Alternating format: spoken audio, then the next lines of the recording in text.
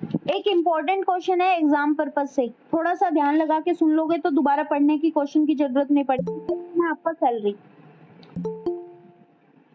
Salary का जो question है, अब मुझे ये बात बताओ, सैलरी डायरेक्ट इनकम है कि इनडायरेक्ट इनकम है? सबसे पहले तो ये बताओ।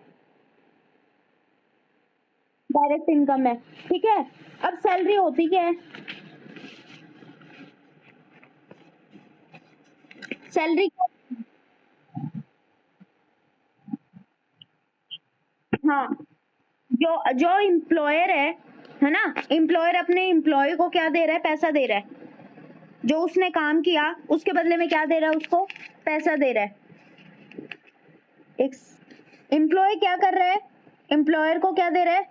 एम्प्लॉयर एम्प्लॉय को क्या दे रहा है? पैसा दे रहा है, उसने जो काम करा उसके बदले में। ये सैलरी है या नहीं है?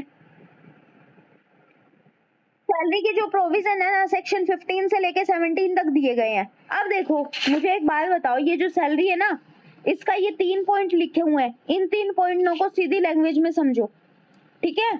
इसमें आपके 3 पॉइंट लिखे होंगे ना कि भाई सेक्शन 15 जो है उसमें सैलरी को डिफाइन किया गया है।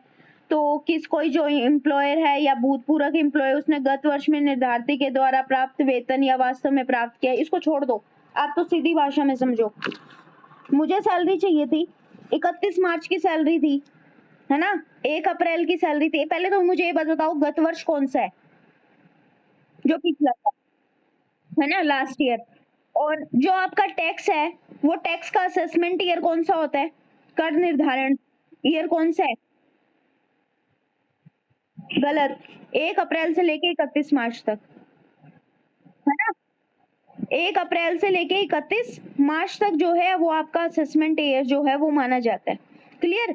अब मुझे एक बात बताओ, 1 अप्रैल की सैलरी मैंने 31 मार्च को ले ली, तो कहाँ पे टैक्सेबल होगी?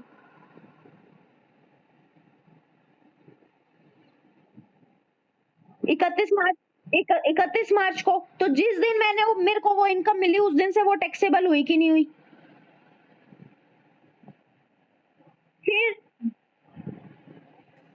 फिर दूसरा पॉइंट समझो। अब मान लो मार्च की जो सैलरी थी वो मैंने अप्रैल में ली, तो अब सैलरी कहाँ पे टैक्सेबल होगी?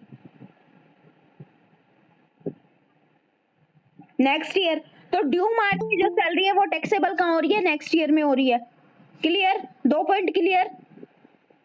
अब एक चीज और समझो, एक फिर एक चीज समझो, भाई मैंने 1 अप्रैल को कहा कि वो बोले कि साहब मेरी ना सैलरी बढ़ा दो, और मैंने उसको बोला कि भाई मैं तेरी सैलरी ना जनवरी से बढ़ा दूंगी, ठीक है। अब मुझे एक बात बताओ, 1 अप्रैल को मेरी सैलरी थी 15,000 रुपए, और जनवरी में उसने मेरी सैलरी बढ़ा दी 16,000 रुपए, तो अब वो असेसमेंट ईयर कौन सा?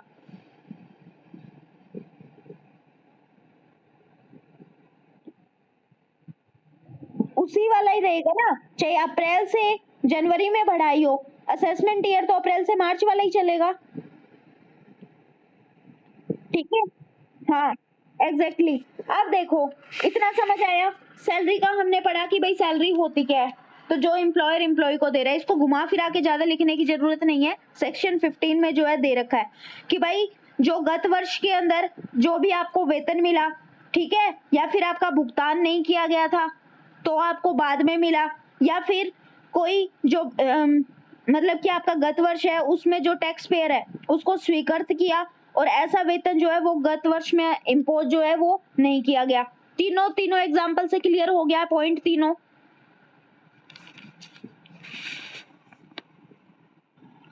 फिर दूसरा समझो, अब ये बोलता है कि भाई जो वेतन है ना उसमें आप किस चीज को इंक्लूड करोगे, ठीक है।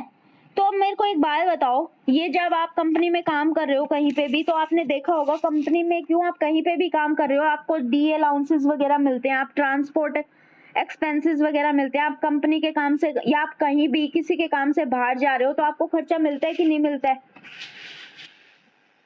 ठीक है।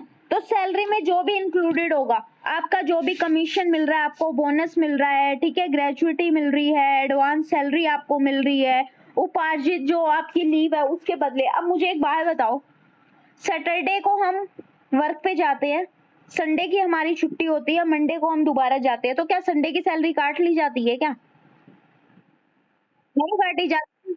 अब जो कंपनी है उसके अंदर जो एम्प्लॉई है, कर्मचारी जो है, उसको पीएफ कटता है उसका, तो पीएफ के अंदर वो पीएफ के अंदर जो नियोजक है, जो एम्प्लॉयर है, वो भी पे तो पैसे जमा करवाते हैं ना, कि भाई जो पीएफ है, पीएफ अगर मान लो आपका 1500 रुपए कट रहा है, तो 1000 रुपए वहां पे एम्प्लॉयर डाल रहे हैं, तो सैलरी में इंक्लूड है कि नहीं है? आप कहीं पे काम कर रहे हो, काम करने के बदले में आपको जो मजदूरी मिल रही है, मजदूरी आपकी सैलरी है या नहीं है? अब एक चीज आती है परक्यूजिस्ट। परक्यूजिस्ट का मतलब होता है कि भाई अब आपने ना जो मकान, मान लो कंपनी में आपने कई बार देखा होगा, कई जगह पे आता है ना कि काम करो, आपको रहना खाना पीना फ्री, है ना? बताओ, देखते हैं ना, मैसेज सुनते हैं ना कि भाई रहना खाना सब फ्री, तो ये रेंट फ्री का जो कमेंडेशन है, ये भी आपका इसमें इंक्लूड किया गया है। वेतन के जो भी अनुलाभ हो रहे हैं, वेतन में जो भी आपको प्रिक्विजिस्ट हो रहे हैं, उसके अंदर क्या है, इसको इंक्लूड किया गया है। और जो भी उसको कंसेशन मिला हुआ है रेंट अकोमोडेशन में, उसको भी क्या है, इन्होंने माना है। हो जाएगा क्वेश्चन। अब उसके बाद में देखो ये क्या बोलता है कि जैसे तुम्हें ना, जब कोई तुम कुछ भी काम कर रहे हो ना, तो उन सर्कमस्टांसेस में तुम्हें क्या है कि तुम टैक्स उसी टाइम पे दे दो जब तुम्हारा टैक्स देना है, ठीक है? तो इसमें ना कुछ डिडक्शन हो जाती है। डिडक्शन का मतलब आपकी कुछ कटौतियां की जाती हैं। कटौतियां, अब कटौतियां क्या है सुनो, ये ना एक तो होती है स्टैंडर्ड डिडक्शन, मानक कटौतियां। तो आपने देखा होगा कि अभी ना आपने ये अपने जो टैक्स लग रहा है, तो कितने पे फ्री है? 7 लाख रुपए तक का है ना शायद। हाँ, तो इसमें क्या है कि अगर आपकी इनकम इतनी है तो आपको 50,000 रुपए तक का क्या है, आपको आपकी डिडक्शन हो जाती है। स्टैंडर्ड डिडक्शन इसको माना जाता है, ठीक है? फिर आपके जो एंटरटेनमेंट अलाउंसेस होते हैं, तो एंटरटेनमेंट अलाउंसेस जो होंगे उसमें भी आपकी सैलरी का 1/5 पार्ट जो भी कम होगा, वो मनोरंजन भत्ते में जो है वो काट लिया जाएगा, ठीक है? फिर जो आपका एम्प्लॉयमेंट टैक्स है, तो वो स्टेट गवर्नमेंट को भुगतान की गई है, तो उस निर्धारण में क्या है, उसको कम कर दिया जाएगा, और वो 2,500 से ज्यादा जो है वो नहीं हो सकता। अब मुझे एक बात बताओ, मैं सैलरी होल्डर पर्सन हूँ, ठीक है? अब मैं ये कह के बच सकती हूँ क्या कि साहब मेरे पास में तो ना सिर्फ मेरे इनकम का सोर्स मेरी सैलरी है, इसके अलावा कुछ भी नहीं है? नहीं बच सकते ना। तो जो ये होती है ना कि person whose income is derived from salary only can not evade tax while other can, कि भाई तुम लोग ये कह के नहीं बच सकते कि मेरे पास में तो इनकम का जो सोर्स है वो सिर्फ यही है, और जब आपको वेतन दिया जाता है तो उसी समय क्या है, जो टैक्स की राशि है वो एम्प्लॉयर जो होगा वो काट लेगा, क्योंकि वो भी तो आपको पैसे दे रहा है। हो जाएगा क्वेश्चन।